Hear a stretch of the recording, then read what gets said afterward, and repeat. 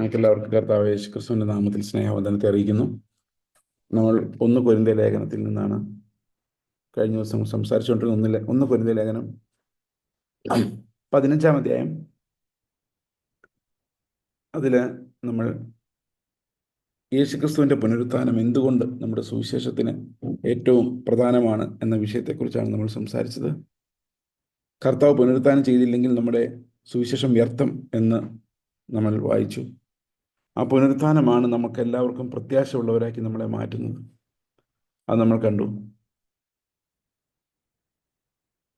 ഈ ഒരു പുനരുത്ഥാനത്തിൽ എന്ത് സംഭവിക്കുന്നത്, എങ്ങനെയാണ് ഈ പുനരുത്ഥാനം സംഭവിക്കുന്നത്? പല ആളുകളും അങ്ങനെ ഒരു ചോദ്യങ്ങളും വേദനകളിലും ഒക്കെ ആയിരിക്കുമ്പം പൗലോസ് അവരെ ആശ്വസിപ്പിക്കാൻ വേണ്ടി കൂടിയാണ് ഈ വാക്യങ്ങൾ എഴുതുന്നത്. അവിടെ പറയുന്ന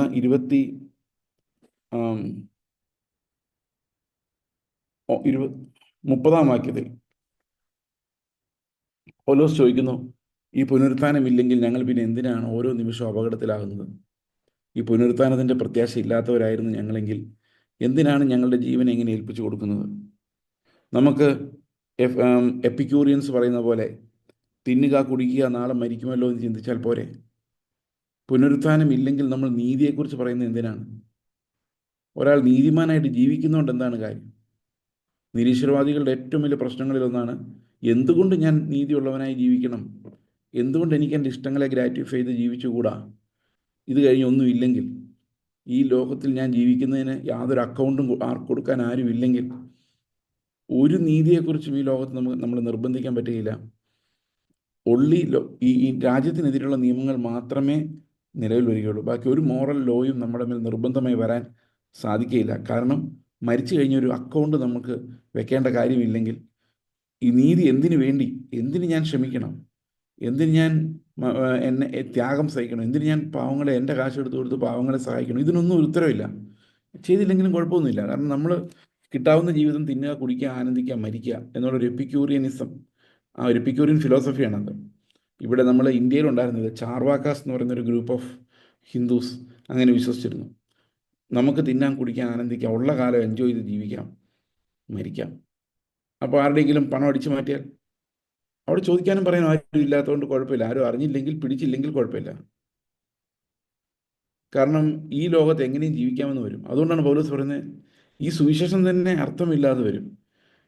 പുനരുത്ഥാനത്തിലാണ് ഇതെല്ലാം ഇരിക്കുന്നത്. പുനരുത്ഥാനത്തിൻ്റെ വാഗ്ദത്തത്തിലാണ് സുവിശേഷത്തിൻ്റെ എല്ലാ വാഗ്ദത്തങ്ങളും ഇരിക്കുന്നത്. അപ്പോൾ ഇത് രണ്ടും കണക്റ്റഡ് ആണ്. അപ്പം പുനരുത്ഥാനത്തിൽ ഒരാൾ വിശ്വസിക്കുന്നില്ലെങ്കിൽ നമ്മൾ ലോകത്തിൽ ഒന്നിലും വിശ്വസിക്കേണ്ട കാര്യം, ഒന്നിനെക്കുറിച്ചും നമ്മൾ ഒരു കാര്യത്തിൽ ശ്രദ്ധിക്കേണ്ട കാര്യവുമില്ല. നമ്മളെവിടെയെങ്കിലും എൻജോയ് ചെയ്യുക, ജീവിക്കാൻ, മരിക്കുക, ആ ഒരു സ്ഥിതിയിലേക്ക് വരും.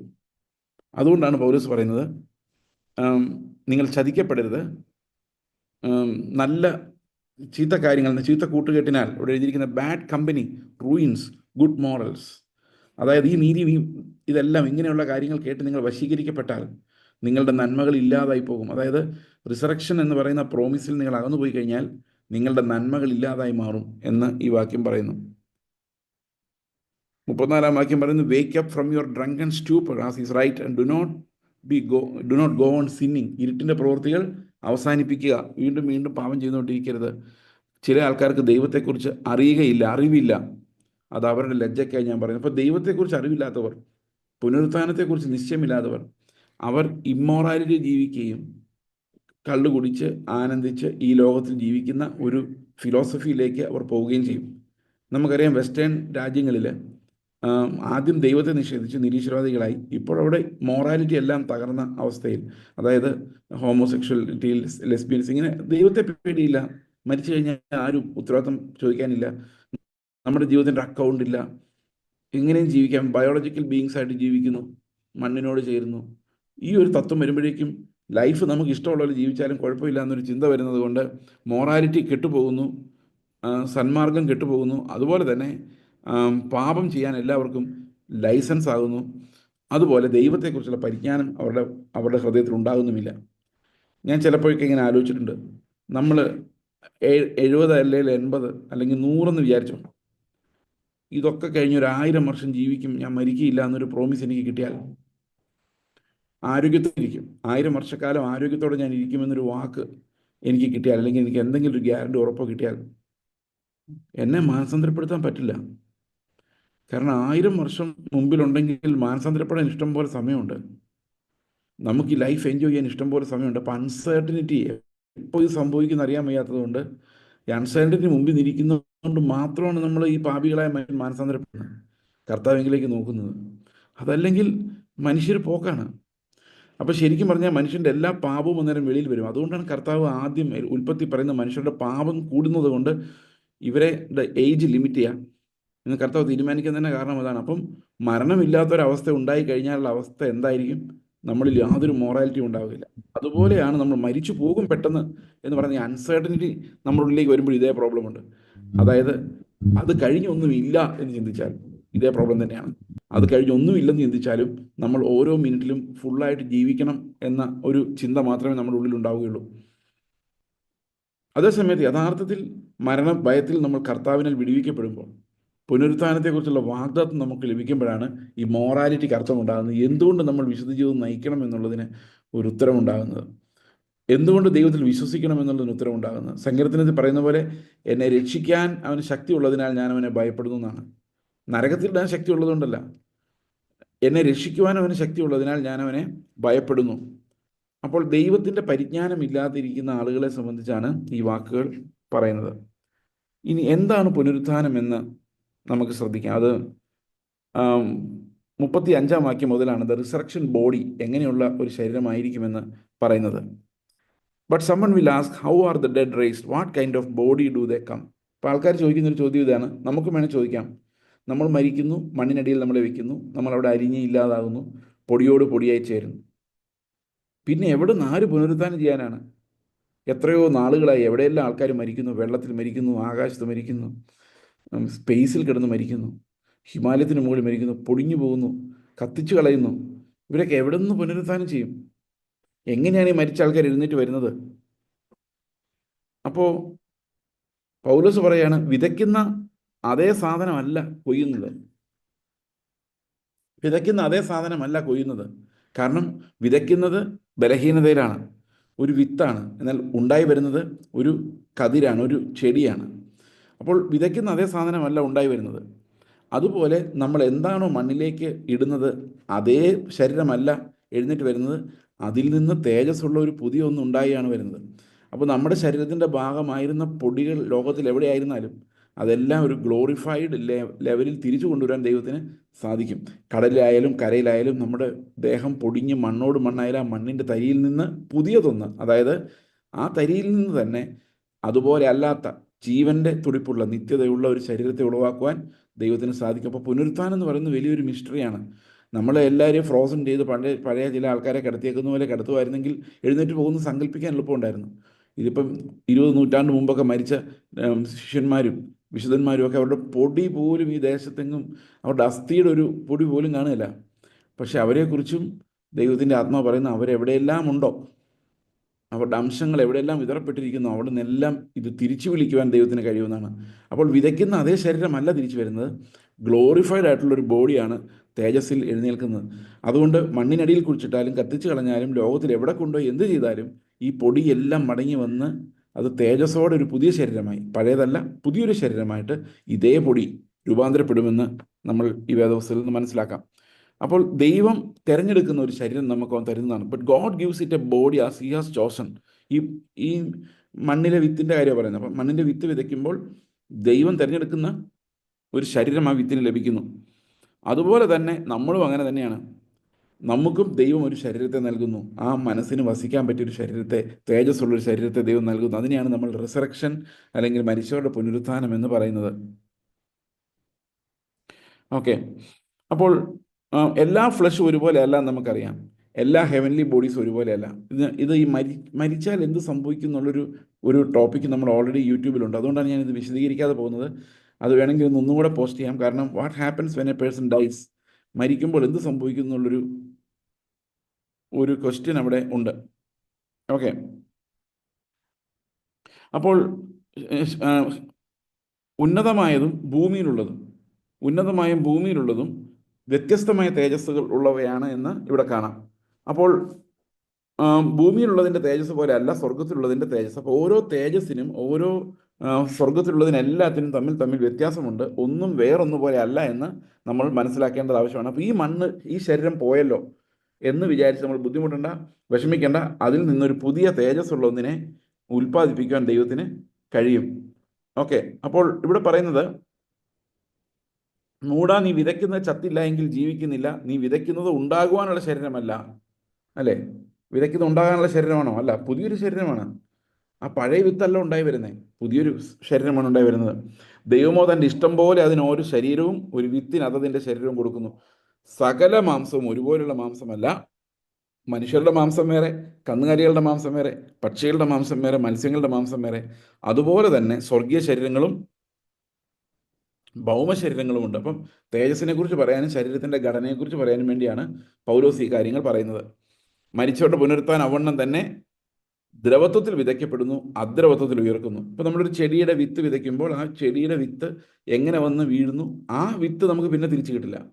അത് പൊളിഞ്ഞ് മണ്ണോട് ചേർന്ന് അരിഞ്ഞു തീരും. പക്ഷെ അതിനകത്തുനിന്ന് പുതിയൊരു ഉണ്ടായി വരും. അങ്ങനെയാണ് പുനരുത്ഥാനം. നമ്മുടെ മണ്ണോട് മണ്ണടിഞ്ഞ് ശരീരം തിരിച്ചു വരികയല്ല, മണ്ണോട് മണ്ണടിഞ്ഞ് ശരീരത്തിൽ നിന്ന് പുതിയൊരു ശരീരം, ഒരു വിത്ത് എങ്ങനെ വിത്തിൽ നിന്ന് പൊട്ടിക്കിളർക്കുന്നു അതുപോലെ തേജസ്സുള്ള സ്വർഗീയമായതൊന്ന് ഇതിൽ നിന്ന് പുറപ്പെടുകയാണ് ചെയ്യുന്നത് എന്നാണ് പൗലോസ് പറയുന്നത്. അപ്പോൾ പ്രാകൃത ശരീരം, ഈ മരണത്തെക്കുറിച്ച് പറയുന്ന ചില കാര്യങ്ങൾ എങ്ങനെയാണ്? ദ്രവത്വത്തിലാണ് നമ്മൾ വിതയ്ക്കപ്പെടുന്നത്. മരിച്ചു പോകുന്നൊരു ശരീരമാണ് വിതയ്ക്കുന്നത്. അപമാനത്തിലാണ് വിതയ്ക്കപ്പെടുന്നത്. കാരണം നമ്മൾ നല്ല നല്ല എത്ര കെയർഫുള്ളായിട്ട് നമ്മുടെ ശരീരത്തെ സൂക്ഷിക്കുന്നത്. തലമുടി ചീകി പൗഡർ ഇട്ട് ഫെയർ ആൻഡ് ലവ്ലി തേച്ച് വെളുപ്പിച്ച് എല്ലാം നമ്മൾ സുന്ദരമായിട്ട് കൊണ്ടു നടക്കുന്ന ശരീരം വികൃതമായി പ്രാകൃതമായി മണ്ണിനോട് ചേരും.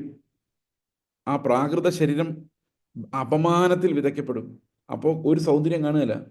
മരിച്ചു കിടക്കുന്ന കാണാൻ വലിയ സൗന്ദര്യമൊന്നുമില്ല. അന്നേരം ആരും ഈ സൗന്ദര്യം നോക്കുന്നില്ല, അല്ലേ? അപമാനത്തിൽ വിതയ്ക്കപ്പെടുന്നു, തേജസ്സിൽ ഉയർക്കുന്നു. ബലഹീനതയിൽ വിതയ്ക്കപ്പെടുന്നു, ശക്തിയിൽ ഉയർക്കുന്നു. പ്രാകൃത ശരീരം വിതയ്ക്കപ്പെടുന്നു, ആത്മീക ശരീരം ഉയർക്കുന്നു. പ്രാകൃത ശരീരമുണ്ടെങ്കിൽ ആത്മീക ശരീരമുണ്ട്. അപ്പോൾ പലപ്പോഴും നമ്മൾ ചിന്തിക്കും, നമ്മുടെ ഈ ശരീരം തന്നെ എഴുന്നേറ്റ് ലാസർ എഴുന്നേറ്റ് വന്നാൽ എഴുന്നേറ്റ് വരുന്നതല്ല പുനരുത്ഥാനം എന്ന് പറയുന്നത്. പുനരുത്ഥാനം എന്ന് പറയുന്നത് നമ്മളൊരു ചെടിയുടെ വിത്ത് വിതയ്ക്കുമ്പോൾ ആ വിത്ത് നിന്ന് എങ്ങനെ പുതിയൊരു ശരീരം ഉണ്ടാകുന്ന പോലെ പുനരുത്ഥാനത്തിൽ നമ്മൾ പ്രാപിക്കുന്നത് നമ്മുടെ ബലഹീനമായ ശരീരമല്ല, പുതിയ ശരീരമാണ്. അപ്പോൾ ഏത് പ്രായത്തിൽ മരിച്ചാലും, അപ്പൂപ്പനായി മരിച്ചാലും, ചെറുപ്പത്തിൽ മരിച്ചാലും, വികലാംഗനായി മരിച്ചാലും, കണ്ണില്ലാതെ മരിച്ചാലും, എങ്ങനെ മരിച്ചാലും ആ സാധനമല്ല എഴുന്നേക്കുന്നത് ഒരു ആത്മീക ശരീരമാണ്. ഈ ആത്മീക ശരീരം എഴുന്നേക്കുന്നുള്ളതുകൊണ്ട് നമ്മുടെ ഇന്നത്തെ ബലഹീനതയിൽ വിതയ്ക്കപ്പെടുന്നതൊന്നും ആ ബലഹീനതയിലല്ല ഉയർക്കുന്നത്. ബലമുള്ള ദൈവം നൽകിയ ഒരു ശരീരത്തോടു കൂടിയാണ് നമ്മൾ പുനരുത്ഥാനം ചെയ്യുന്നതെന്നാണ് വേദപുസ്തകം പറയുന്നത്. ഇത് നമുക്ക് വളരെ ലോജിക്കലി നമുക്കത് കറക്റ്റായിട്ട് നമുക്ക് മനസ്സിലാവും. കാരണം പ്രകൃതിയിൽ അങ്ങനെ തന്നെയാണ് നമ്മൾ പഠിക്കുന്നത്. ഒന്നാം മനുഷ്യനായ ആദം ജീവനുള്ള ദേഹിയായി തീർന്നു. വളരെ പ്രധാനപ്പെട്ട ഒരു ഡോക്ടറിനൽ സ്റ്റേറ്റ്മെന്റ് ആണ്. ഒന്നാം മനുഷ്യനായ ആദം ജീവനുള്ള ദേഹിയായി തീർന്നു എന്ന് എഴുതിയിരിക്കുന്നുവല്ലോ. ഒടുക്കത്തെ ആദം ജീവിപ്പിക്കുന്ന ആത്മാവായി, ലൈഫ് ഗിവിങ് സ്പിരിറ്റ്. ഒന്നാമത്തത് ജീവനുള്ള ദേഹിയായി മാറി, പ്രാണനിലായിരുന്നു ആദം. എന്നാൽ രണ്ടാമത്തെ ആദം അങ്ങനെയല്ല, അനേകർക്ക് ജീവൻ കൊടുക്കുന്ന ആത്മാവായി മാറി. പുനരുത്ഥാനത്തിലേക്ക് നയിക്കാൻ ആദമിന് സാധിക്കുമായിരുന്നില്ല. കാരണം അവിടെ മരണമോ പുനരുത്ഥാനമോ ഏതും തോട്ടത്തിലുണ്ടായിരുന്നില്ല. എന്നാൽ മരിച്ചവരെ പുനരുത്ഥാനം ചെയ്യിപ്പിക്കുന്ന, ജീവനില്ലാത്തവർക്ക് ജീവൻ തരുന്ന ആത്മാവായി, പുനരുത്ഥാനത്തിലേക്ക് നമ്മളെ നയിക്കുന്ന ആത്മാവായി കർത്താവ് മാറിയിരിക്കുന്നു എന്ന് ഈ വാക്യങ്ങൾ നമ്മളെ പഠിപ്പിക്കുന്നു. ഓക്കെ, മണ്ണുകൊണ്ടുള്ളവനെ പോലെ മണ്ണുകൊണ്ടുള്ളവരും. 47 വാക്യം, ഇതും വളരെ പ്രധാനമാണ്. 46 മുതൽ വായിക്കാം. എന്നാൽ ആത്മീകമല്ല, പ്രാകൃതം അത്രേ ഒന്നാമത്തത്, ആത്മീകം പിന്നത്തേതിൽ വരുന്നു. എന്ന് പറഞ്ഞാൽ ആദം പ്രാകൃതനാണ്, യേശുക്രിസ്തു ആത്മീകനാണ്. ഒന്നാം മനുഷ്യൻ ഭൂമിയിൽ മണ്ണ് കൊണ്ടുള്ളവൻ, രണ്ടാം മനുഷ്യൻ സ്വർഗത്തിൽ നിന്നുള്ളവൻ. നമ്മൾ ശ്രദ്ധിക്കേണ്ട ഒരു കാര്യം, പല ആൾക്കാരും വിചാരിക്കുന്നത് മറിയമിൻ്റെ സീഡാണ് ക്രിസ്തു എന്നാണ്. സ്ത്രീയുടെ സന്തതി എന്ന് പറഞ്ഞിരിക്കുന്നതുകൊണ്ട്, the seed of the woman എന്ന് പറഞ്ഞിരിക്കുന്നതുകൊണ്ട്. പക്ഷെ അത് ഒരു സിംബോളിക് എക്സ്പ്രഷൻ മാത്രമാണ്. കാരണം മറിയമിൽ നിന്ന് വന്നു എന്നുള്ള അർത്ഥത്തിലാണത്. ഇവിടെ വ്യക്തമായിട്ട് പറയുന്നുണ്ട്, കർത്താവ് ഉയരത്തിൽ നിന്നാണ് വന്നത്. മറിയമിൽ നിന്ന് ശരീരമെടുത്തല്ല വന്നത്. വചനം ജഡമായി മറിയമിൻ്റെ ഉള്ളിൽ വസിക്കുകയായിരുന്നു. ആത്മാവ് മറിയമിന് വന്നപ്പോൾ വചനം ശരീരം എടുത്തുകൊണ്ട് മറിയമിൻ്റെ ഉള്ളിൽ വസിക്കുകയായിരുന്നു. അപ്പോൾ ആ ഒരു ജനനത്തെക്കുറിച്ച് ഇൻകാർണേഷൻ എന്ന് പറയുമ്പം മറിയമ്മിൽ നിന്നൊരാൾ ഉണ്ടായി വരികയല്ല ചെയ്തത്, ഉയരത്തിൽ നിന്ന്, സ്വർഗത്തിൽ നിന്ന് മനുഷ്യപുത്രൻ ഈ ഭൂമിയിൽ ഇറങ്ങി വന്ന് ജനിക്കുകയായിരുന്നു. അപ്പോൾ ആ ജനനം എന്ന് പറയുന്നത് വചനം ജഡമായി തീർന്നു. അതുപോലെ കർത്താവ് എപ്പോഴും പറയുന്നുണ്ട്, എബ്രഹാമിന് മുൻപേ ഞാൻ ഉണ്ടെന്നും ഞാൻ സ്വർഗത്തിൽ നിന്ന് ഇറങ്ങി വന്ന ആളാണെന്നും. അതായത് മണ്ണിൽ നിന്നുള്ള ഒരു മൺമയനായ ആളായിരുന്നില്ല. അപ്പോൾ ആദം മണ്ണിൽ നിന്നുള്ളവനും രണ്ടാമത്തെ ആദമായ ക്രിസ്തു, ഒടുക്കത്തെ ആദമായ ക്രിസ്തു ജീവിപ്പിക്കുന്ന ആത്മാവായി മാറി. Life giving spirit. ഞാൻ സംസാരിക്കുന്ന പ്രസംഗങ്ങളിൽ പ്രധാനപ്പെട്ട 2 ആശയങ്ങളാണിത്. ഒന്ന്, ലൈഫ് ലിവിങ് സോൾ.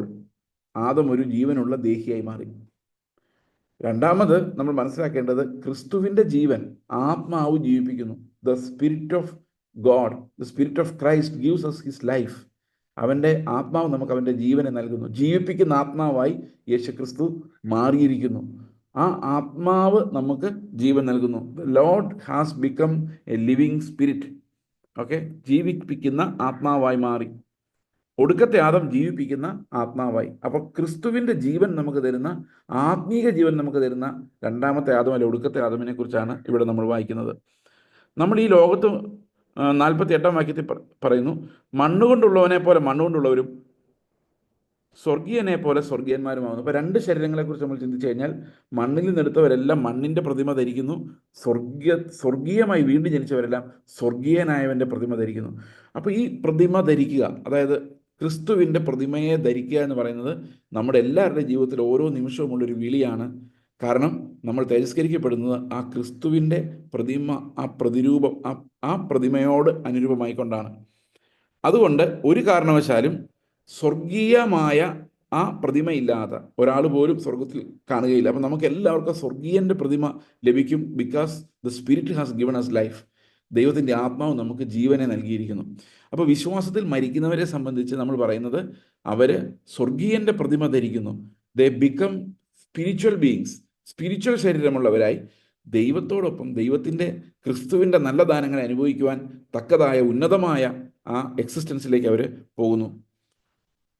ഓക്കെ, അടുത്ത വാക്യം പറയുന്നു, സഹോദരന്മാരെ, മാംസരക്തങ്ങൾക്ക് ദൈവരാജ്യത്തെ അവകാശമാക്കാൻ കഴിയില്ല, ദ്രവത്വം അദ്രവത്വത്തെ അവകാശമാക്കുകയില്ല എന്ന് ഞാൻ പറയുന്നു. അപ്പോൾ ദൈവരാജ്യം എന്ന് പറയുന്നത് നമുക്ക് പലതരത്തിൽ മനസ്സിലാക്കാം. ഇത് അവകാശമാക്കുന്നതും ദൈവരാജ്യത്തിൽ ജീവിക്കുന്നതും തമ്മിൽ വലിയ വ്യത്യാസമുണ്ട്. നമ്മളിപ്പോൾ ദൈവരാജ്യത്തിലാണോ ജീവിക്കുന്നത് വെച്ച് കഴിഞ്ഞാൽ, ഓക്കെ, ദൈവം നമ്മുടെ രാജാവാണ്, ആത്മാവ് നമ്മുടെ ഉള്ളിലുള്ളതുകൊണ്ട് we have become a kingdom for God. ദൈവത്തിനൊരു രാജ്യമായി നമ്മൾ മാറിയിട്ടുണ്ട്. പക്ഷേ ഈ രാജ്യം നമ്മൾ അവകാശമാക്കുന്നത് ആ ശാരീരികമായ പുനരുത്ഥാനോടെ കഴിയുമ്പോൾ മാത്രമാണ്. കാരണം ഇവിടെ ഒരു അവകാശം സ്ഥാപിക്കത്തക്ക രീതിയിൽ നമ്മൾ ഇതിനെ കൈവശമാക്കിയിട്ടില്ല ദൈവരാജ്യത്തെ. ഈ ദൈവരാജ്യം നമ്മൾ ഇടയ്ക്കിടയ്ക്ക് അനുഭവിക്കുന്നതേ ഉള്ളൂ. അതായത് ദൈവരാജ്യത്തിൻ്റെ അനുഗ്രഹങ്ങൾ ഇടയ്ക്കിടയ്ക്ക് അനുഭവിക്കുന്നു. ആത്മാവ് നമുക്ക് ദൈവത്തിൻ്റെ രാജ്യത്വം കാണിച്ചു തരുന്നു, സോവറിറ്റി കാണിച്ചു തരുന്നു. ദൈവം എങ്ങനെയാണ് നമ്മളെ വീണ്ടെടുക്കുന്നതെന്നും വീണ്ടെടുത്തതെന്നും കർത്താവിൻ്റെ പരമാധികാരം എന്താണെന്നൊക്കെ നമ്മളെ കാണിച്ചു തരുന്നുണ്ടെങ്കിലും നമ്മളിത് കൈവശമാക്കാൻ നമുക്ക് തടസ്സമായിരിക്കുന്നത് ഈ ശരീരമാണ്, മർത്യമായത്, അല്ലെങ്കിൽ ജഡരക്തങ്ങളോട് കൂടിയത്. അതുകൊണ്ട് ഇതിനെ കൈവശമാക്കുവാൻ നമുക്ക് എന്താവശ്യമാണ്? അദ്രവത്വമുള്ള ഒരു ശരീരം, ഒരു ആത്മിക ശരീരം ആവശ്യമാണ്. ദൈവം പറയുന്ന എല്ലാം ഗ്രഹിക്കാൻ, ദൈവത്തെ മനസ്സിലാക്കാൻ നമുക്ക് ആത്മിക ശരീരം ആവശ്യമാണ്. അതുകൊണ്ടാണ് 50-ാം വാക്യത്തിൽ പറയുന്നത്, സഹോദരന്മാരെ, മാംസരക്തങ്ങൾക്ക് ദൈവരാജ്യത്തെ അവകാശമാക്കുവാൻ കഴിയുകയില്ല, ദ്രവത്വം അദ്രവത്വത്തെ അവകാശമാക്കിയില്ല. അപ്പം മാംസവും രക്തവുമായിട്ട് നമ്മൾ അനുഭവിക്കുന്ന ഒരു കാര്യമല്ല ദൈവരാജ്യം, ഭക്ഷണപാനീയങ്ങളല്ല ദൈവരാജ്യം. ദൈവത്തിൻ്റെ രാജ്യം എന്ന് പറയുന്നത് അനുഭവിക്കുവാൻ ഒരു ആത്മീക ശരീരം ആവശ്യമാണ്. അത് പൂർണ്ണമായും അത് കൈവശമാക്കുവാൻ നമുക്ക് നമ്മുടെ ആത്മാവിൽ ഇപ്പോൾ ദൈവരാജ്യം അനുഭവിക്കാൻ പറ്റും. പക്ഷെ അത് കൈവശമാകണമെങ്കിൽ നമ്മുടെ ശരീരത്തിൻ്റെ ബലഹീനതകളുടെ മുകളിൽ ദൈവത്തിൻ്റെ കൃപ അനുഭവിക്കുവാൻ ഇടയാകണം. ഓക്കെ, അവിടെ പറയുന്നത്, ഞാനൊരു മർമ്മം നിങ്ങളോട് പറയാം, ഒരു രഹസ്യം ഞാൻ നിങ്ങളോട് പറയാം. നാം എല്ലാവരും നിദ്ര കൊള്ളുകയില്ല. അപ്പം എല്ലാ കാലഘട്ടത്തിലും ഈ രഹസ്യം നമുക്ക് പറയാം. എന്താണ് രഹസ്യം?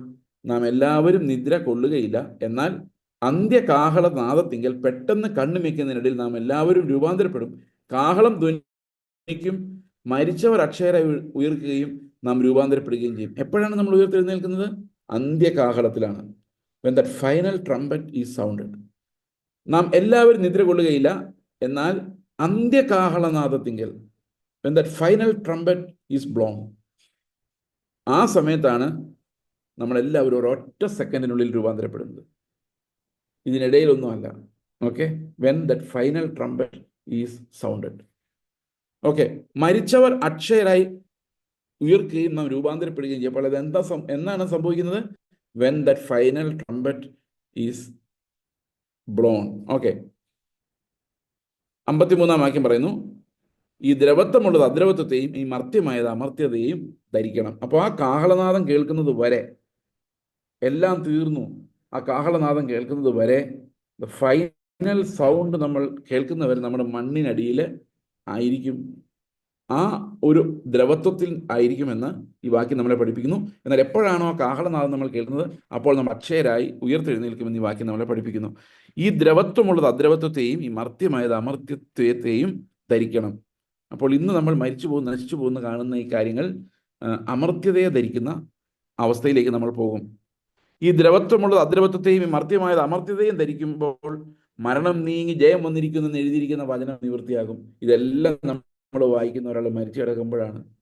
ആ മരിച്ചു കിടക്കുമ്പോഴാണ് പെട്ടെന്ന് ഈ വാക്യം അമർത്യത ധരിക്കുന്നു എന്നൊക്കെ പറയുന്നത് നമ്മൾ പ്രസംഗിക്കുന്നത്. ഇതെല്ലാ സമയത്തും നമ്മൾ വിശ്വസിക്കേണ്ട കാര്യമാണ്. നമ്മൾ നോക്കിയിരിക്കേണ്ടത് ഈ അമർത്യതയാണ്, അതായത് നിത്യമായ തേജസ്സിനെയാണ്. നമ്മളിൽ ഉരുവാകാൻ പോകുന്ന വലിയ തേജസ്സുള്ള പുതിയ ജീവനെയാണ് നമ്മൾ എപ്പോഴും നോക്കിക്കൊണ്ടിരിക്കുന്നത്. മരണം നീങ്ങി ജയം വന്നിരിക്കുന്നു എന്നുള്ളത് എപ്പോഴാണ് നമ്മൾ പാടുന്നത്?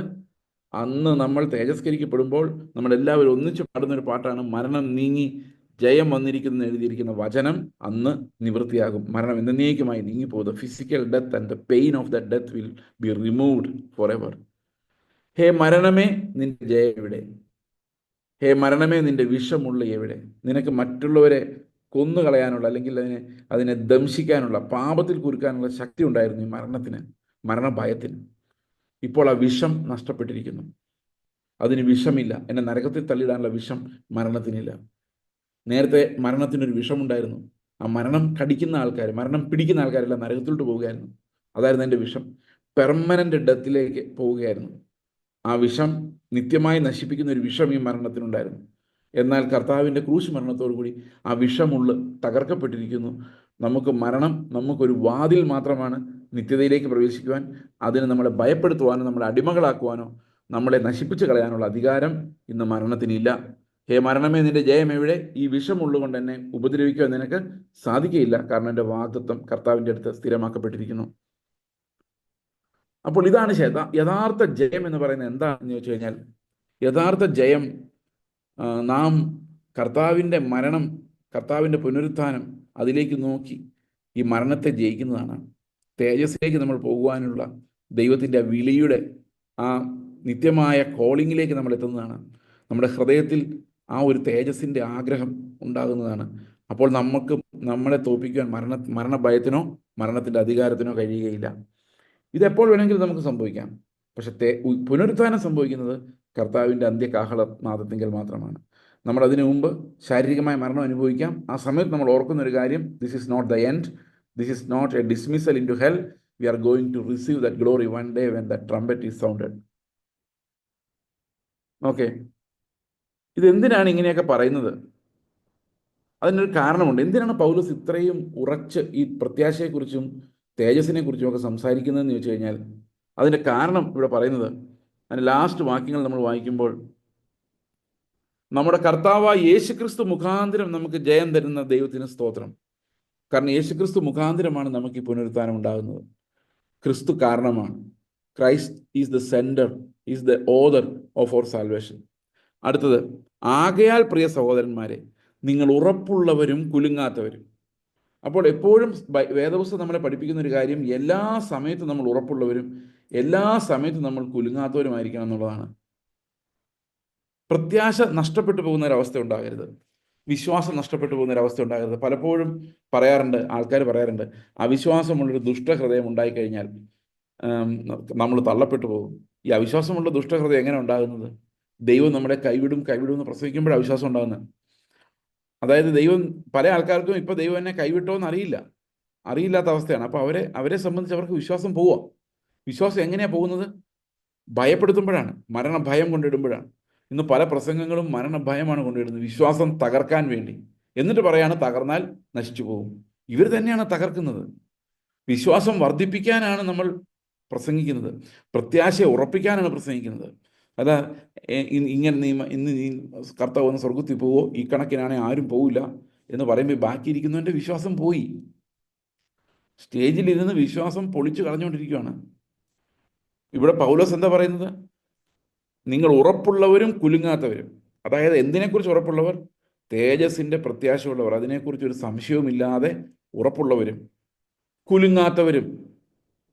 നിങ്ങളുടെ പ്രയത്നം കർത്താവിൽ വ്യർത്ഥമല്ല എന്നറിഞ്ഞിരിക്കാൻ കർത്താവിൻ്റെ വേലയിൽ എപ്പോഴും വർദ്ധിച്ചു വരുന്നവനുമാകുവാൻ. അപ്പോൾ ഈ പ്രത്യാശയുടെ ആ കപ്പാസിറ്റി എന്താണെന്നുള്ളതാണ് നമ്മളിവിടെ കാണുന്നത്. എന്തൊക്കെയാണ് ഈ പ്രത്യാശ? നമുക്കൊരു ഉറപ്പ് തരുന്നു. എന്തുറപ്പാണ് തരുന്നത്? നമ്മൾ ഒരു കാരണവശാലും ഈ മണ്ണിൽ അടങ്ങി പോകേണ്ടവരല്ല. ഇത് മരിച്ചു കിടക്കുമ്പോൾ മാത്രം പാടേണ്ട ഒരു പാട്ടല്ല. ഇത് ജീവിച്ചിരിക്കുമ്പോൾ നമ്മൾ അറിഞ്ഞിരിക്കേണ്ട ഒരു സത്യമാണ്. മരിച്ചു കിടക്കുന്ന ആൾക്കാരെ കുറിച്ച് ഞാൻ പലപ്പോഴും ഓർത്തിട്ടുണ്ട്.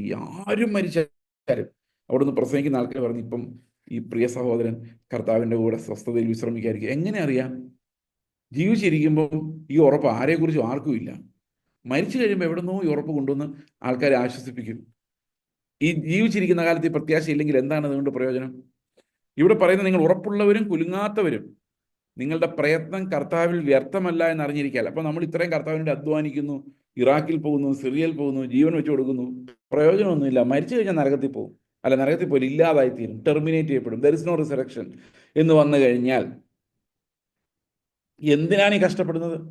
അപ്പോൾ നമുക്ക് ഈ കഷ്ടപ്പെടാനും കർത്താവിൻ്റെ വേലയിൽ മുൻപോട്ട് പോകാനും എന്താവശ്യമാണ്? നമ്മൾ എന്ത് പ്രയത്നിച്ചാലും അത് വ്യർത്ഥമല്ല. നമ്മളൊരാളോട് സുവിശേഷം പറഞ്ഞാൽ അത് വ്യർത്ഥമല്ല. കാരണം ഒരു പുനരുത്ഥാനമുണ്ട്. ഒരു പുനരുത്ഥാനം അവിടെ ഇല്ലായിരുന്നെങ്കിൽ ഇതെല്ലാം വ്യർത്ഥമായി പോകുമായിരുന്നു. പക്ഷെ പുനരുത്ഥാനം അവിടെ ഉള്ളതുകൊണ്ട് മാത്രമാണ് നമ്മുടെ അധ്വാനം ഉറപ്പുള്ളതായി മാറുന്നത്. നമുക്ക് വളരുവാൻ സാധിക്കുന്നത്, വർദ്ധിച്ചു വരുവാൻ, കർത്താവിൻ്റെ വേലയിൽ വർദ്ധിച്ചു വരുവാൻ നമുക്ക് പ്രചോദനമാകുന്നത് എന്താണ്? നമ്മുടെ ഉറപ്പാണ്. അതുകൊണ്ട് ഒരു പ്രസംഗത്തിലൂടെ നമ്മുടെ ഉറപ്പ് പോകരുത്. എല്ലാ പ്രസംഗത്തിലൂടെയും നമ്മുടെ ഉറപ്പ് വർദ്ധിക്കണം. ഉറപ്പ് പോകുമ്പോൾ വിശ്വാസമാണ് പോകുന്നത്. അപ്പോൾ അവിശ്വാസികളെ സൃഷ്ടിക്കുന്നത് തെറ്റായ രീതിയിലുള്ള പ്രസംഗങ്ങളാണ്. പലപ്പോഴും പറയും, രക്ഷിക്കപ്പെട്ടാൽ പിന്നെ കുഴപ്പമില്ല, നിങ്ങൾ എന്ത് ചെയ്താലും സ്വർഗത്തിൽ പോകുന്നുള്ളൊരു വിശ്വാസമുള്ള ആൾക്കാരുണ്ട്. നമ്മൾ അങ്ങനെയല്ല പറയുന്നത്. ദൈവത്തിൻ്റെ വചനം ഒരിക്കലും നിങ്ങൾ രക്ഷിക്കപ്പെട്ടാൽ പിന്നെ ഒരു കുഴപ്പമില്ലെന്നും പറയുന്നില്ല, നരകത്തിൽ പോകുന്നും പറയുന്നില്ല. രണ്ടും പറയുന്നില്ല. എന്തുകൊണ്ടാണ് പറയാത്തത്? പറയാത്തതിൻ്റെ കാരണം, രക്ഷിക്കപ്പെട്ട് ഏറ്റു പറഞ്ഞാൽ ഒരു കുഴപ്പമില്ല, നിങ്ങൾ എന്തായാലും സ്വർഗത്തിൽ പോകുമെന്ന് പറഞ്ഞു കഴിഞ്ഞാൽ ആൾക്കാർ തോന്നിയ പോലെ ജീവിക്കും. കാരണം പലരും ശരിക്കും രക്ഷിക്കപ്പെടുന്നു പോലും ഇല്ല. അപ്പോൾ അവർ വിചാരിക്കും, ഓക്കെ ഞാൻ ക്ലിയർ എന്ന് ചിന്തിക്കും. മറ്റൊന്ന്, നീ മര്യാദയ്ക്ക് ഇരുന്നില്ലെങ്കിൽ, നേരെ ഇരുന്നില്ലെങ്കിൽ, ഞാനിതെല്ലാം കേട്ടില്ലെങ്കിൽ നിങ്ങൾ നരകത്തിൽ പോകുമെന്ന് പറഞ്ഞാലോ, അത് ഭയം കൊണ്ടുവരും, വിശ്വാസത്തെ തകർത്ത് കളയും. ഇത് രണ്ടും നമുക്ക് പറയാൻ പറ്റത്തില്ല. നമ്മൾ പറയുന്ന ഒറ്റ കാര്യമേ ഉള്ളൂ, വാക്ക് പറഞ്ഞവൻ വിശ്വസ്തൻ, അതുകൊണ്ട് അവൻ വാക്ക് മാറ്റുകയില്ല. ഞാൻ ഉറപ്പായിട്ട് അവിടെ കാണും, കാരണം എന്നെ വിളിച്ചവൻ അത് നിവർത്തിക്കും. അത് എൻ്റെ കോൺഫിഡൻസ് എനിക്ക് തരുന്ന ദൈവത്തിൻ്റെ ആത്മാവാണ്. ഞാൻ ദൈവത്തിൻ്റെ മകനും അവകാശിയുമാണ്. എൻ്റെ അവകാശം അവിടെ കർത്താവ് വെച്ചിട്ടുണ്ട്. ഇതാണ് പൗലോസ് പറയുന്നത്, നിങ്ങൾ ഉറപ്പുള്ളവരായിരിക്കണം. ഒരിക്കലും നിങ്ങളുടെ പ്രത്യാശ ഇല്ലാതെ പോകരുത്. ഇത് പോയി ചിന്തിക്കരുത്. കാരണം ദൈവം അവസാന മോമെന്റ് വരെയും നിങ്ങളെ രക്ഷിക്കുവാനും വീഴാതെ നിങ്ങളെ നടത്തുവാനും ശക്തിയുള്ള ദൈവമാണ്. വീഴാതെ നമ്മളെ സൂക്ഷിക്കുന്ന, അന്ത്യം വരെയും സൂക്ഷിക്കുന്ന, കുലുങ്ങിപ്പോകാതെ സൂക്ഷിക്കുന്ന ഒരു ദൈവമാണ് നമ്മുടെ ദൈവം. ആകയാൽ പ്രിയ സഹോദരന്മാരെ, നിങ്ങൾ രക്ഷയുടെ ഉറപ്പുള്ളവരായിരിക്കണമെന്നും കുലുങ്ങിപ്പോകാത്തവരായിരിക്കണമെന്നും നിങ്ങളുടെ പ്രയത്നം കർത്താവിൽ വ്യർത്ഥമല്ലെന്നറിയും തോറും ഇതിനെല്ലാം നല്ല നിക്ഷേപങ്ങളുണ്ട്, പ്രതിഫലമുണ്ട്, ദൈവത്തിൻ്റെ കയ്യിൽ നമ്മൾ ഇതൊരിക്കൽ പ്രാപിക്കും എന്നറിയും തോറും നമ്മൾ ഈ കർത്താവിൻ്റെ വേലയിലും കൂടെ വർദ്ധിച്ചു വരണം. കാരണം ഇതൊന്നും വെറുതെ അല്ല, ഇതിനെല്ലാം വലിയ പ്രതിഫലം നമ്മുടെ തേജസ്സിൽ നമ്മൾ ചെല്ലുമ്പോൾ അവിടെ ഒരുക്കപ്പെട്ടിട്ടുണ്ട്. നമ്മുടെ ഒരധ്വാനമോ ഒരു പ്രസംഗമോ രാവിലെ സൂമിൽ വന്ന് അറ്റൻഡ് ചെയ്യുന്നതോ ഫിസിക്കൽ കൂട്ടായ്മ പോകുന്ന ഒന്നും വ്യർത്ഥമല്ല. ഇതിലൂടെ എല്ലാം നമ്മൾ കേൾക്കുന്നതും പറയുന്നതും പങ്കുവയ്ക്കുന്നതും എല്ലാം നമുക്ക് ആത്മിക വർധനയ്ക്ക് കാരണമാകും. ഇതെല്ലാം നമുക്ക് കൂട്ടായ്മയുടെ വർധനയ്ക്ക് കാരണമാകും. അതുപോലെ കർത്താവിൻ്റെ വേലയിൽ വർദ്ധിച്ചു വരുവാൻ ഇതെല്ലാം ഒരു കാരണമായിട്ട് മാറും. ഓക്കെ, ശരിക്കും പറഞ്ഞു കഴിഞ്ഞാൽ നമുക്കറിയാം, ഫിസിക്കൽ കൂട്ടായ്മയുടെ ഒരു സുഖമോ സന്തോഷമോ ഒന്നും ഇങ്ങനെ ഇരിക്കുമ്പോൾ ഇല്ല. പ്രത്യേകിച്ച് നമുക്ക് ആരെ കാണാൻ പോലും പറ്റാറില്ല. ഞാൻ എപ്പോഴും പറയുന്നൊരു കാര്യമാണ്, വെറുതെ ഇങ്ങനെ ഒരാൾ പ്രസംഗിക്കുന്ന കുറേ ആൾക്കാർ ഇങ്ങനെ ഉറങ്ങുവാണോ, പല്ല് തേക്കുവാണോ, ആഹാരം കഴിക്കണോ ഒന്നും അറിയത്തില്ല. ചിലപ്പോൾ ചിലർ ഓൺ ചെയ്തിട്ട് കിടന്ന് ഉറങ്ങുമായിരിക്കും. ഇതൊന്നും നമുക്ക് അറിയാൻ പറ്റില്ല. ഒരു കൂട്ടായ്മ എന്നൊന്നും ഇതിനെ പറയാൻ പറ്റില്ല. കൂട്ടായ്മ എന്ന് പറഞ്ഞാൽ നിങ്ങളും കൂടെ കുറച്ചൊക്കെ സംസാരിക്കെങ്കിലും ചെയ്യണം. അതും ആരും ചെയ്യുന്നില്ല. അപ്പോൾ ഇത് ശരിക്കും പറഞ്ഞു കഴിഞ്ഞാൽ it's never A substitute for A real meeting. ഒരു റിയൽ മീറ്റിങ്ങിൽ നമ്മൾ കഷ്ടപ്പെട്ട് റെഡിയായി വണ്ടിയിൽ കയറി യാത്ര ചെയ്ത് ഒരിടത്ത് ചെന്ന് ആൾക്കാരെ മീറ്റ് ചെയ്യുമ്പം ഉണ്ടാകുന്ന ആ ഒരു സന്തോഷം പ്രൊഡ്യൂസ് ചെയ്യാൻ നമുക്ക് ഈ സൂം മീറ്റിങ്ങുകൾ കഴിയില്ല. പക്ഷേ സൂം മീറ്റിങ്ങിൻ്റെ ഒരു പ്രയോജനം എന്ന് പറയുന്നത്, നമ്മൾ ഇത്രയെങ്കിലും സാധിക്കുന്നുണ്ടല്ലോ എന്നുള്ളതാണ്. ഇത്രയെങ്കിലും സാധിക്കുന്നുണ്ടല്ലോ എന്നുള്ളത് നമ്മളെ ആശ്വസിപ്പിക്കുകയും ചെയ്യുന്നു. അതേസമയത്ത് ഇതും കൂടെ ഇല്ലായിരുന്നെങ്കിൽ നമ്മുടെ അവസ്ഥ എന്താകുമായിരുന്നു? ഈ കോവിഡ് വന്നത് എത്ര ഭയങ്കരമായി പോയി. ഈ കോവിഡ് വന്നുകൊണ്ടാണ് ഇത്രയും സൂം മീറ്റിംഗ്സ് ഉണ്ടായത്. അല്ലെങ്കിൽ നമുക്കിതൊന്നും അപ്പം ആ സൂം മീറ്റിംഗ് വരുന്നതിന് കുറച്ച് നാളുകൾക്ക് മുമ്പ് ഇന്ത്യയിൽ ഇൻ്റർനെറ്റ് ഭയങ്കര സൗജന്യമാക്കി. ഇത് രണ്ടും ഒന്നിച്ചാണ് സംഭവിക്കുന്നത്. ഈ വീഡിയോസും ഈ പ്രസംഗങ്ങളും എല്ലാം കർത്താവിൻ്റെ പദ്ധതികൾ ഭയങ്കര പെർഫെക്റ്റാണ്. അതുകൊണ്ട് നമ്മൾ എല്ലാറ്റിനും സ്തോത്രം ചെയ്യുന്നു. പക്ഷേ എല്ലാവരും, ഞാനും ആഗ്രഹിക്കുന്നു, എല്ലാ തെരുവുകളിലും നമുക്ക് സഭകൾ ഉണ്ടാകണം, കൂട്ടായ്മകൾ ഉണ്ടാകണം. നമ്മുടെ ബ്രാൻഡൊന്നും വേണമെന്നില്ല. യേശു ക്രിസ്തുവിനെ ഉയർത്തുന്ന സഭകൾ എല്ലാ വില്ലേജുകളിലും എല്ലാ നാടുകളിലും ഉണ്ടാകണം. എവിടെയും നമുക്ക് ഒരു കിലോമീറ്റർ നടന്നാൽ 2 കിലോമീറ്റർ നടന്നാൽ കർത്താവിനെ ആരാധിക്കുന്ന ഒരു ആലയം ഉണ്ട് എന്ന ഒരു തലത്തിലേക്ക് നമുക്ക് വരാൻ പറ്റണം. ഇന്നത് മുഴുവൻ ഹൈജാക്ക് ചെയ്യപ്പെട്ടിരിക്കുകയാണ്. നമ്മുടെ പ്രത്യാശ നഷ്ടപ്പെട്ടു പോയ ഒരു സമൂഹത്തിനിടയിൽ നമ്മൾ ജീവിക്കുകയാണ്. ആ ഒരു അവസ്ഥയിൽ നമുക്ക് മാറ്റം ഉണ്ടാകണം. ഏത് ഡിനോമിനേഷൻ്റെ പേരിൽ അത് അറിയപ്പെട്ടാലും കുഴപ്പമില്ല. But Christ has to be glorified in all situations, in all circumstances. അപ്പോൾ ഉപദേശങ്ങളെല്ലാം പറഞ്ഞ് പൗലോസ് തീർത്തു. ഇത്രയേ ഉള്ളൂ 1 കൊരിന്ത്യർ ലേഖനം. അപ്പം നിങ്ങൾ 16-ാം അധ്യായം വരുന്നു, അങ്ങോട്ട് വരുന്നു. ഈ 15 അധ്യായം കൊണ്ട് ഉപദേശം എല്ലാം പറഞ്ഞു തീർത്ത ശേഷം പൗലോസിൻ്റെ സ്വഭാവം എൻ്റെ സ്വഭാവം തമ്മിൽ ഒരു ചെറിയൊരു വ്യത്യാസമുണ്ട്. ഞാൻ ഒരു പ്രസംഗം തുടങ്ങാറുമില്ല, കൺക്ലൂഡ് ചെയ്യാറുമില്ല. വചനം പറഞ്ഞു തീർന്നു, നിങ്ങൾക്ക് എല്ലാവർക്കും വന്ദനം എന്ന് പറഞ്ഞ് അവസാനിപ്പിക്കുക. പൗലോസ് അങ്ങനെയല്ല. പൗലോസ് ഓരോരുത്തരുടെയും പലരുടെയും പേരെടുത്ത് പറഞ്ഞ് അവരിങ്ങനെ ചെയ്തു, ഇവരിങ്ങനെ ചെയ്തു, അവർക്ക് നന്ദി, ഇവർക്ക് നന്ദി, അവരെ ഓർക്കുന്നു, ഇവരെ ഓർക്കുന്നു. ഒത്തിരി പേരുടെ ലിസ്റ്റ് പൗലോസ് പറയുന്നുണ്ട്. കൊരിന്ത് സഭയിലുമുണ്ട് കുറേ ആൾക്കാരുടെ, ചില ആൾക്കാരുടെയൊക്കെ ലിസ്റ്റ്. ഓക്കെ, അപ്പോൾ ഇതെല്ലാം കുറേ ആഹ്വാനങ്ങളാണ് അവസാനം പറയുന്നത്. ഒരു കുറേ കൽപ്പന, കുറേ ഇൻസ്ട്രക്ഷൻസ് ആണ്. ടീച്ചിങ്സ് കഴിഞ്ഞ് കുറേ ഇൻസ്ട്രക്ഷൻസ് പൗലോസ് കൊടുക്കുകയാണ്. അതെന്താണെന്നും കൂടെ നമുക്കിന്ന് നോക്കി, നമുക്ക് പറ്റുവാണെങ്കിൽ ഇതിന്ന് ക്ലോസ് ചെയ്യാം എന്ന് ഞാൻ വിചാരിക്കുക. കാരണം വലിയ ഗഹനമായ കാര്യങ്ങളോട്ട് നമ്മൾ ഇനി ഈ അധ്യായത്തിൽ കിടക്കുന്നില്ല. ഒരു പ്രധാനപ്പെട്ട കാര്യം എന്ന് പറയുന്നത് ധർമ്മശേഖരമാണ്. 1-ാം വാക്യത്തിൽ പറയുന്ന ധർമ്മശേഖരത്തെക്കുറിച്ചാണ്. ഗലാത്യ സഭകളോട് ആജ്ഞാപിച്ചതുപോലെ നിങ്ങളും ചെയ്യുവിൻ എന്ന് പറഞ്ഞു കഴിഞ്ഞാൽ എന്താണ്? പൗലോസ് പൈസ പിരിക്കാൻ വരുന്നുണ്ടെന്നാണ് ഈ പറയുന്നത്. ഞാൻ വന്ന ശേഷം ശേഖരം ഉണ്ടാകാതിരിക്കേണ്ടതിന്,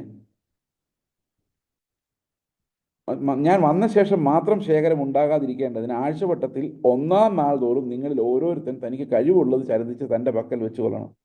കാശുള്ളതെല്ലാം സംഘടിപ്പിച്ച് വെച്ചേക്കണം എന്ന് പൗലോസ് പറയുന്നു.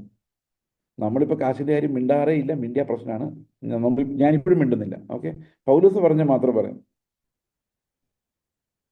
ഞാൻ എത്തിയ ശേഷം നിങ്ങളുടെ ധർമ്മം യെരുശലേമിലേക്ക് കൊണ്ടുപോകാൻ നിങ്ങൾക്ക് സമ്മതമുള്ളവരെ ഞാൻ എഴുത്തോടു കൂടി അയക്കും. അപ്പോൾ പൗലോസ് വലിയ അപ്പോസ്തലനാണെങ്കിലും ഈ പൗലോസിനൊരു പേടിയുണ്ട് ഈ കാശുമായിട്ട് പോകാൻ.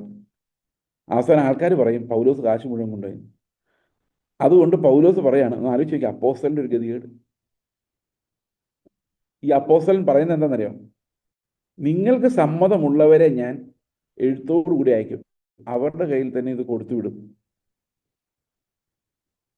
ഞാനും പോകാൻ തക്കവണ്ണം അത് യോഗ്യമായിരുന്നാൽ അവർക്ക് എന്നോട് കൂടെ ചേരാം. അപ്പോൾ ഒറ്റയ്ക്ക് ഞാനിത് കൊണ്ടുപോകുന്നില്ല, അവരും കൂടെ എൻ്റെ കൂടെ വരണം എന്ന് പൗലോസ് പറയുന്നു. ഞാൻ മക്കതോന്യയിലേക്ക് കടന്ന ശേഷം നിങ്ങളുടെ അടുക്കൽ വരും, മക്കതോന്യയിൽ കൂടി ആകുന്നു ഞാൻ വരുന്നത്. ഇപ്പോഴെല്ലാം പൈസ പിരിക്കുക കേട്ടോ, ഇവിടെ നിന്ന് എല്ലാം ഭയങ്കരമായിട്ട് പൈസ പിരിവാണ്. പൗലോസ് പിരിക്കുന്ന കാര്യത്തിൽ ഒട്ടും മോശം. പൗലോസ് ഒന്നിലും മോശമായിരുന്നില്ല. പൗലോസ് അധ്വാനിച്ച് തന്നെത്താൻ സസ്റ്റെയിൻ ചെയ്യുന്നതിലും മിടുക്കനായിരുന്നു. ഇത്രയും തിരക്കുള്ള ഒരാൾ കൊരിന്ത് സഭയിൽ ശുശ്രൂഷിക്കുമ്പം അധ്വാനിച്ച് കാശുണ്ടാക്കി, അത് പൗലോസിന് മാത്രമല്ല ആ ശുശ്രൂഷയ്ക്ക് മുഴുവൻ ഉപയോഗിച്ചു. അപ്പോൾ ഈ പണം വരുമ്പോൾ അത് ശുശ്രൂഷയ്ക്ക് മുഴുവൻ ഉപയോഗിക്കാൻ പൗലോസിന് പറ്റുമായിരുന്നു, അധ്വാനിക്കാനും പറ്റുമായിരുന്നു, അതുപോലെ മറ്റുള്ളവരുടെ കയ്യിൽ നിന്ന് പൈസ വാങ്ങിക്കുവാനും പറ്റുമായിരുന്നു. പക്ഷെ ഒരു കാര്യമുണ്ട്, ഇതൊന്നും പൗലോസ് സ്വന്തം കാര്യങ്ങൾക്ക് വേണ്ടി അല്ല ഉപയോഗിച്ചുകൊണ്ടിരുന്നത്. ഈവൻ പൗലോസിന്റെ അധ്വാനം പോലും സ്വന്തം കാര്യങ്ങൾക്ക് വേണ്ടി ആയിരുന്നില്ല. ഇത് പ്രത്യേകിച്ചും ഈ ധർമ്മശേഖരം എന്ന് പറയുന്നത് ദരിദ്രന്മാരെ സപ്പോർട്ട് ചെയ്യുന്നതിനുള്ള സഭയുടെ സിസ്റ്റമാണ്. യെരുശലേമിലും മറ്റ് പല സ്ഥലങ്ങളിലും ഭയങ്കര ക്ഷാമം ഉണ്ടായപ്പോൾ ദാരിദ്ര്യത്തിലിരുന്ന സഹോദരന്മാരെ സഹായിക്കാനുള്ള പൗലോസിന്റെ പരിപാടിയാണ് ഓരോ സ്ഥലത്തുനിന്നും കാശ് പല സ്ഥലങ്ങളിൽ നിന്ന് എടുത്തുകൊണ്ട് വന്ന് ഈ യെരുശലേമിൽ കഷ്ടപ്പെടുന്ന സഹോദരന്മാർക്ക് കൊണ്ടുപോയി കൊടുക്കുക എന്ന് പറയുന്നത്. ഓക്കെ, ഞാൻ പോകുന്നിടത്തേക്ക് നിങ്ങൾ എന്നെ യാത്ര അയപ്പാൻ തക്കവണ്ണം ഞാൻ നിങ്ങളോട് പാർക്കും, ഹിമകാലം കൂടെ കഴിക്കുമായിരിക്കും. ഈ തണുപ്പ് കാലത്ത് ഞാൻ നിങ്ങളുടെ അടുത്ത് തന്നെ ഉണ്ടായിരിക്കുമെന്ന് ഞാൻ വിചാരിക്കുന്നു. എന്നെ യാത്രയാക്കാൻ നിങ്ങൾക്ക് പറ്റുന്ന നാൾ വരെ ഞാൻ നിങ്ങളുടെ കൂടെ കഴിയും എന്ന് പൗലോസ് പറയുന്നു. ഓക്കെ, ഞാൻ കർത്താവ് അനുവദിച്ചാൽ കുറെ കാലം നിങ്ങളുടെ പാർപ്പാൻ ആശിക്കുന്നത് കൊണ്ട് ഞാൻ ഈ പ്രാവശ്യം കടന്നു പോകും വഴിയിലല്ല നിങ്ങളെ കാണുവാൻ ഇച്ഛിക്കുന്നത്. എഫസോസിൽ ഞാൻ പെന്തക്കോസ് വരെ പാർക്കും. എനിക്ക് വലിയതും സഫലവുമായൊരു വാതിൽ തുറന്നിരിക്കുന്നു, എതിരാളികളും പലരുമുണ്ട്. അപ്പോൾ പൗലോസ് പറയുന്നത് പൗലോസിന്റെ ശുശ്രൂഷയെക്കുറിച്ച് പറയുന്നതാണ്. കുറെ നാൾ ഒന്നിച്ചടുത്ത് വന്ന് താമസിക്കണമെന്ന് ആഗ്രഹമുള്ളതുകൊണ്ട് ഇപ്പം ഞാൻ വരുന്നില്ല, ഇപ്പം ഞാൻ നല്ല തിരക്കിലാണ്. എനിക്ക് വലിയൊരു വാതിൽ തുറന്നു കിട്ടിയിട്ടുണ്ട്, അതോടൊപ്പം എതിരാളികളും പലരുമുണ്ട്. അപ്പം നമുക്ക് എവിടെയെല്ലാം വാതിൽ തുറന്നു കിട്ടുമോ അപ്പോഴെല്ലാം നമുക്ക് എന്തും ഉണ്ടാകും, എൻ്റെ കൂടെ എതിരാളികളും ഉണ്ടാകും. കാരണം ദൈവത്തിന്റെ വേലയാണെന്ന് വിചാരിച്ചുകൊണ്ട് എതിരാളികൾ ഉണ്ടാകാതിരിക്കുകയില്ല. കാരണം എതിരാളികൾ ഉണ്ടെങ്കിലേ നമ്മുടെ സ്വഭാവത്തെ കൃത്യമായി, ഇപ്പൊ ചോദ്യം ചെയ്യാൻ ആളുണ്ടെങ്കിലേ നമ്മുടെ സ്വഭാവം കൃത്യമായി പ്യൂരിഫൈ ചെയ്യപ്പെടുകയുള്ളൂ. So God always keeps people like that. എതിരാളികൾ പൗലോസിന് കൂടിയേ കഴിയൂ. എന്തുമാത്രം എതിരാളികളാണ് പൗലോസിന് ഉണ്ടായിരുന്നത്. അതൊക്കെ വെച്ച് നോക്കുമ്പോൾ നമുക്ക് എതിരാളികളെ ഇല്ല. പൗലോസ് ഒരിടത്തിൽ പറയുന്നുണ്ട്, ഏഷ്യയിലുള്ള മുഴുവൻ ആൾക്കാരും എന്നെ വിട്ടുപോയി. ഈ പൗലോസ് പറയുന്ന കാര്യങ്ങൾ അപ്പോസ്തലന്മാർക്ക് പോലും മറ്റു അപ്പോസ്തലന്മാർക്ക് പോലും ആദ്യകാലത്ത് ബുദ്ധിമുട്ടായിരുന്നു. കാരണം അത്ര ഗഹനമായ കാര്യങ്ങൾ. അപ്പം ആൾക്കാർ ഉടനെ ഇത് ദുരുപദേശമാണെന്ന് പറഞ്ഞ് ബ്രാൻഡ് ചെയ്യുമായിരുന്നു ചെയ്തുകൊണ്ട്. പൗലോസ് വളരെയധികം അവഗണനകൾ അങ്ങനെ നേരിട്ടിട്ടുണ്ട്. അതുകൊണ്ട് പറയാണ്, തിമോത്തിയോസ് വന്നാൽ അവൻ നിങ്ങളുടെ നിർഭയനായിരിക്കാൻ നോക്കുവിൻ, എന്നെ പോലെ തന്നെ അവൻ കർത്താവിന്റെ വേല ചെയ്യുന്നുവല്ലോ. അപ്പൊ ഇവിടെ പറഞ്ഞൊരു കാര്യം, പയ്യനാണ് തിമോത്തിയോസ്, പ്രായം കുറഞ്ഞ ആളാണ്. നിങ്ങൾ എല്ലാവരും കൂടെ അവനെ പേടിപ്പിക്കരുത്. നിർഭയനായി അവന്റെ ശുശ്രൂഷ ചെയ്യാൻ. ഇപ്പൊ പല ആൾക്കാർ പിള്ളേരാണെന്ന് കഴിയുമ്പോൾ മൈൻഡ് ചെയ്യത്തില്ല. തിമോത്തിയോസ് ഒരു പയ്യനാണ്, പ്രായം കുറവാണെന്ന് പറഞ്ഞ് ഓ വലിയ പാസ്റ്റർ ഇല്ല, കൊച്ചു പാസ്റ്ററേ ഉള്ളൂ എന്ന ചിന്ത ഈ ആൾക്കാർക്ക് ഉണ്ടാകരുത്. അവന് പൗലോസ് പ്രസംഗിച്ച കാര്യങ്ങൾ പറയുമ്പോൾ ഭയം തോന്നരുത്. ചുറ്റുമിരിക്കുന്നവർ ഓ ഇത്രയൊന്നും ആയില്ല അങ്ങനെയൊന്നും പറയാൻ പാടില്ല. കാരണം പ്രോത്സാഹിപ്പിക്കണം, അവരുടെ ശുശ്രൂഷയെ ബഹുമാനിക്കണം. ഓക്കെ, എന്നെ പോലെ തന്നെ അവൻ കർത്താവിന്റെ വേല ചെയ്യുന്നു. അപ്പൊ ഞാൻ ചെയ്യുന്ന അതേ വേല എന്നെ പോലെ തന്നെ ചെയ്യുന്ന ഒരാളാണ് തിമോത്തിയോസ്. അപ്പൊ തിമോത്തിയോസിന് എന്നെയും തമ്മിൽ ഡിഫറൻസ് ആയിട്ട് നിങ്ങൾ കാണരുത്. ഞാൻ വന്നതുപോലെ തന്നെ ആയിരിക്കണം തിമോത്തിയോസ് വന്നാലും, എന്നെ പോലെ തന്നെ അവൻ കർത്താവിന്റെ വേല ചെയ്യുന്നു. അപ്പം ഈ സഹോദരങ്ങൾ അങ്ങോട്ടും ഇങ്ങോട്ടും, എൻ്റെ കടമയാണ് എൻ്റെ കൂടെയുള്ള യങ്സ്റ്റേഴ്സിനെ ആ പടിയിലേക്ക് എത്തിക്കുക എന്ന് പറയുന്നത്. അവരുടെ കടമയാണ് ഇനി അടുത്ത ജനറേഷനെ ഇങ്ങനെ ജനറേഷൻ ടു ജനറേഷൻ ഈ വിശ്വാസം മുമ്പോട്ട് കടന്നു പോകണം. There should be A succession of this faith or these doctrines. അത് പഠിപ്പിക്കാൻ തുടർന്ന് ആൾക്കാർ വന്നുകൊണ്ടേയിരിക്കണം. അപ്പോൾ ഒരാൾ മാത്രം ബഹുമാനം കോർണർ ചെയ്തത്, ഒരാൾ പറയുന്ന കേൾക്കുമെന്ന് പറയരുത്. നമ്മുടെ സഭയിൽ ഇങ്ങനെ സക്സഷൻ ഓഫ് മിനിസ്ട്രീസ്. അതുകൊണ്ടാണ് ഞാൻ ഈ രാവിലെ ആരും മിണ്ടാത്തപ്പോൾ എനിക്ക് ഭയങ്കര ബുദ്ധിമുട്ടുണ്ടാകുന്നത്. We need to talk, we need to see people talking about this doctrines. Okay, തിമോത്തിയോസ് വന്നാൽ നിർഭയനായിരിക്കാൻ നിങ്ങൾ സമ്മതിക്കണം, എന്നെ പോലെ തന്നെ അവൻ കർത്താവിന്റെ വേല ചെയ്യുന്നുവല്ലോ. ആരും അവനെ അലക്ഷ്യമാക്കരുത്, ഡിസ്റിഗാർഡ് ചെയ്യരുത്. ഞാൻ സഹോദരന്മാരെ അവനെ കാത്തിരിക്കൊണ്ട് എൻ്റെ അടുക്കൽ വരുവാൻ അവനെ സമാധാനത്തോടെ യാത്രയാക്കണം. അപ്പൊ തിമോത്തിയോസ് വരും, നിങ്ങളോട് താമസിക്കും. അത് കഴിഞ്ഞ് അവൻ എൻ്റെ അടുത്തേക്ക് വരാനുള്ളതാണ്. അവനെ സമാധാനത്തോടെ യാത്രയാക്കണം. ഒരു കംപ്ലൈന്റും അവനിവിടെ വന്ന് പറയാൻ ഇടയാകരുത്. എന്ന് പറഞ്ഞാൽ ഞാൻ വന്ന് ശുശ്രൂഷിക്കുന്ന പോലെ തന്നെ നിങ്ങൾ പരിഗണിക്കണമെന്നാണ്. അത് വളരെ പ്രധാനമാണ്. നമ്മുടെ ഇടയിൽ അനേക സഹോദരന്മാർ യൗവനക്കാർ ശുശ്രൂഷിക്കുന്നുണ്ട്. അവരെല്ലാം കർത്താവിന്റെ നിയോഗം കിട്ടി തന്നെ ചെയ്യുന്നവരാണ്. അപ്പോൾ നമ്മൾ അത് നോക്കുമ്പോൾ കർത്താവിന്റെ വേലയായിട്ട് തന്നെ കാണണം. ഞാൻ ഇതിനകത്തൊരു ഇൻസിഗ്നിഫിക്കൻറ്റ് പീസായി മാറിക്കൊണ്ടിരിക്കണം. എനിക്ക് ആഗ്രഹമുണ്ട് പ്രസംഗിക്കാൻ സമയം കിട്ടരുത്. ഞാൻ അങ്ങനെ പ്രാർത്ഥിച്ചുകൊണ്ടാണ് ഓരോ മണ്ടയിലും വന്നിരിക്കുന്നത്. ഇതാരെങ്കിലും കടന്നു വന്ന് ആ ധൈര്യത്തോടെ നിർഭയമായി ഭയം കൂടാതെ വന്ന് ആ സാക്ഷ്യം പറയുന്ന ഒരു അവസ്ഥയിലേക്ക് വന്നാൽ നമുക്കിത് മുമ്പോട്ട് പോവുകയുള്ളൂ. അല്ലെങ്കിൽ എൻ്റെ കാലം തീരുന്നോളം ഇത് തീരും. അങ്ങനെ വരാൻ പാടില്ല. ഉപദേശം സ്ഥാപിക്കുന്ന യൗവനക്കാര് അവർ മുമ്പോട്ട് വന്ന് ഈ സമയം അവർ ഏറ്റെടുക്കണം. സമയം പോയിക്കോട്ടെ, കുഴപ്പമില്ല, but they have to take this up. അടുത്തത്, സഹോദരനെ അപ്പൊല്ലോസിന്റെ കാര്യമോ? അവൻ സഹോദരന്മാരോട് നിങ്ങളുടെ അടുക്കൽ വരണമെന്ന് ഞാൻ വളരെ അവനോട് അപേക്ഷിച്ചെങ്കിലും ഇപ്പോൾ വരുവാൻ അവന് മനസ്സായില്ല. അവസരം കിട്ടിയാൽ അവൻ വരും. നിങ്ങളൊരു കാര്യം ആലോചിക്കണം, പൗലോസിന്റെ ഗ്രൂപ്പൊന്നും അപ്പൊല്ലോസിന്റെ ഗ്രൂപ്പൊന്നും ഇവിടെ അടിയാണ്. എവിടെയാ? കൊരിന്ത് സഭയിൽ അടിയാണ്. അപ്പൊ പൗലോസ് എന്നിട്ട് എല്ലാവരും കൂടെ മാറ്റിയേക്കാൻ നല്ല ചിന്തിക്കുന്നത്. പൗലോസ് പറയുന്ന അപ്പൊല്ലോസ് പോയി പറയട്ടെ എന്നാണ്. അപ്പൊ അപ്പൊല്ലോസ് പറയണം അവിടെ മുഴുവൻ വഴക്കാണ്, ഞാൻ ചെന്ന എൻ്റെ ആൾക്കാർ അവരുടെ ആൾക്കാർ, ആ വഴക്കിലേക്ക് ഞാനിപ്പോ ഇല്ല.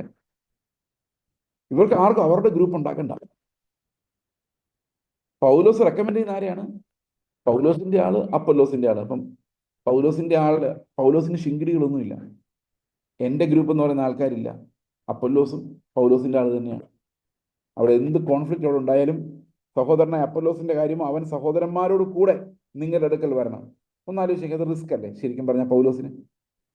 ഒത്തിരി പേരും അപ്പൊല്ലോസിന്റെ പ്രസംഗം കേട്ടിട്ട് പൗലോസിന്റെ പ്രസംഗത്തെക്കാൾ നല്ലത് അപ്പൊല്ലോസിന്റെ പ്രസംഗമാണ് എന്ന് ചിന്തിച്ച്. കാരണം അപ്പൊല്ലോസ് ഭയങ്കര ഗ്രീക്ക് ഒറേറ്ററി ആളായിരുന്നു, ഭയങ്കരമായിട്ട് പ്രസംഗിക്കുമായിരുന്നു, ഭയങ്കര ശുശ്രൂഷയായിരുന്നു. ഈ അപ്പൊല്ലോസ് പ്രസംഗിക്കുമ്പോൾ എല്ലാവർക്കും ഭയങ്കര ഇഷ്ടമാണ്. അപ്പം അപ്പൊല്ലോസിന്റെ ആൾക്കാർ കൂടുവോ? അപ്പൊല്ലോസ് ഒന്നും കൂടെ ചെന്ന് കഴിഞ്ഞാൽ അപ്പൊല്ലോസിന്റെ ആൾക്കാരുമായിട്ട് കൂടുതൽ ശുശ്രൂഷകരായിട്ട് ചെല്ലാനാണ് പൗലോസ് പറയുന്നത്. എന്തിനാ? അവിടെ ചെന്ന് കഴിഞ്ഞാൽ പൗലോസിലുള്ള ആൾക്കാരുടെ പോവോ? ഇല്ല.